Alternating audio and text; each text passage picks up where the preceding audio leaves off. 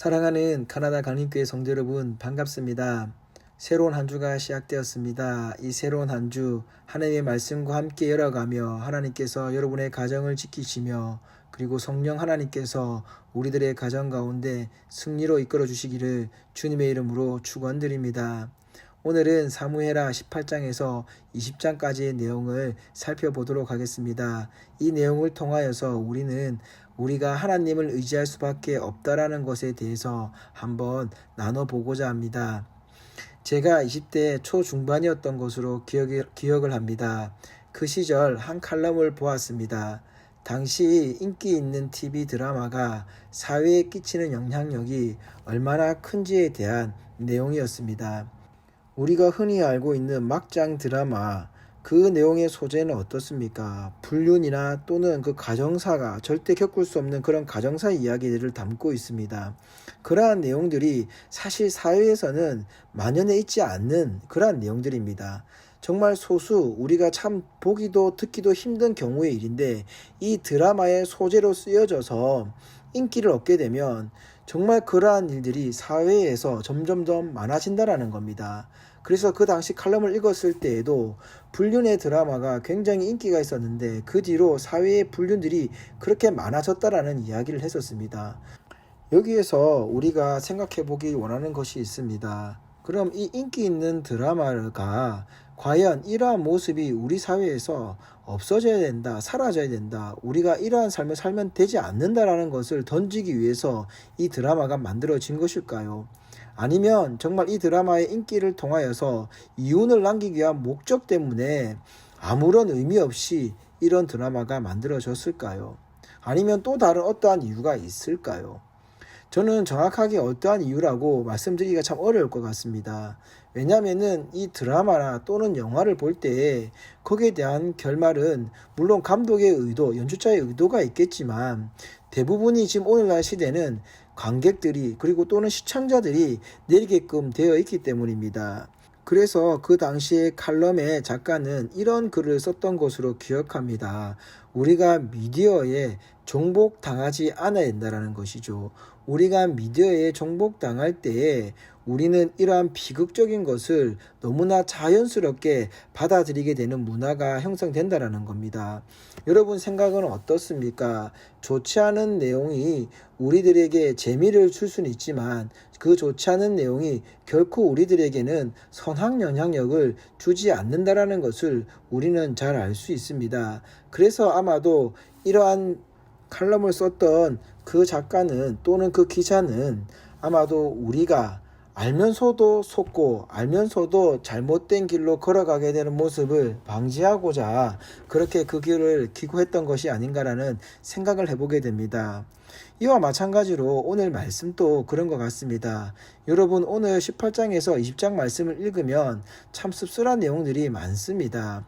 우리가 막장 드라마를 보는 듯한 그러한 이해관계가 얽히고 설키는 장면들을 보게 됩니다. 그럼 하나님께서 이러한 장면들을 기록하게 하신 이유가 어디 있을까요? 어떠한 의도로 우리들에게 이런 난장판 같은 그러한 이야기들을 읽게 만들어 놓으셨을까요? 우리가 그렇게 존경했던 다윗의 모습이 오늘 18장에서 20장에 우리가 담고 싶은 모습으로 기록되어져 있는 장면이 혹시 있으신지요? 오늘 다윗의 장면을 보면은 계속해서 자신의 감정으로 인하여서 연이어 벌어지게 되는 잘못된 모습들이 나오게 됩니다. 그 잘못된 모습을 통하여서 자신의 신하들까지 그리고 무비보셋의 관계까지 틀어지게 되는 그러한 모습을 보게 됩니다. 그러한 가운데서도 하나님께서 아마 이 말씀을 주신 이유는 바르실레와 무비보셋과 같은 그러한 모습이 우리들에게 필요하다라는 것을 알려주시기 위해서 이 말씀을 기록해 주시지 않았나 그런 생각을 해보게 되었습니다. 바르실레와 무비보셋의 모습은 어떠하였습니까? 이 두 사람의 모습은 다른 사람들과는 다르게 자신의 개인적인 감정이나 이익을 위하여서 다윗을 대하지 않았다는 겁니다. 먼저 바르실레는 다윗 왕을 하나님께서 세우신 왕으로서 인정하며 공개를 했다라는 것입니다. 그리고 이 무비보셋은 자신이 다윗에게로부터 받았던 그 은혜들을 잊지 않고 자신이 오해를 받았음에도 불구하고 그 은혜를 생각하며 정직한 모습으로 나아갔다라는 것입니다. 이 두 사람의 모습은 다른 사람들처럼 이해관계 속에서 자신의 이익을 위하여서 다윗을 대했던 것이 아니라 하나님께서 세우신 그 사람 그 자체로, 그리고 자신에게 은혜를 베풀어 준 그 왕 자체로서 그들이 대했다라는 것을 말씀해 주고 있습니다. 사랑하는 성도 여러분, 하나님께서 이 18장에서 20장까지 내용 중에 우리가 어떠한 말씀을 깨닫기를 원하시는 것일까요? 이 말씀을 통하여서 우리에게 영향을 끼치고자 하는 것은 무엇일까요? 그것은 바로 이 바르실레와 무이보셋과 같은 사람의 모습이 아닐까라고 생각이 됩니다. 많은 사람들이 등장하고 있지만 이 두 사람이 가졌던 그 순수한 마음들, 이것이 우리가 배워야 될 마음, 이것이 우리가 품어야 될 마음이 아닌가라는 생각을 해보게 됩니다.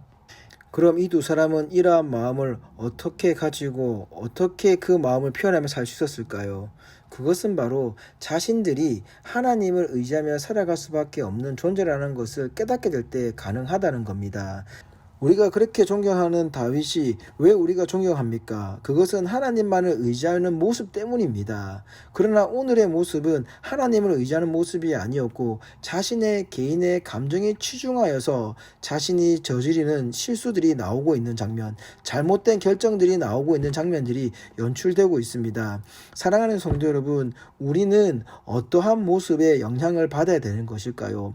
좋지 않은 모습, 좋은 모습 다 나오지만 하나님께서 성경에서 우리들에게 좋지 않은 모습을 보여주실 때는 그 모습이 인정이 된다라는 것이 아니라 그 모습을 닮으면 안 되고 하나님만을 의지해야 된다라는 것을 말씀해 준다라는 것이죠. 그래서 이 하루, 이 새로운 한 주가 하나님을 의지할 수밖에 없는 존재라는 것, 우리가 하나님을 의지하지 않고 내 감정대로, 내 생각대로, 내 지혜대로만 움직이게 된다면 오늘 다윗을 비롯한 다른 많은 사람들의 잘못된 모습들이 우리의 생활 속에서 연출될 수 있다는 것 잊지 않으시길 바랍니다. 그래야 우리가 오늘 하나님께 온전히 우리를 올려드리며 하나님께 지혜를 간구하며 이 하루를 하나님께서 기뻐하시는 모습으로 하나님께서 베푸신 그 은혜로 살아가는 저와 여러분 되어 하나님께서 인정하시는 삶이 되시는 저와 여러분 되기를 주님의 이름으로 축원드립니다.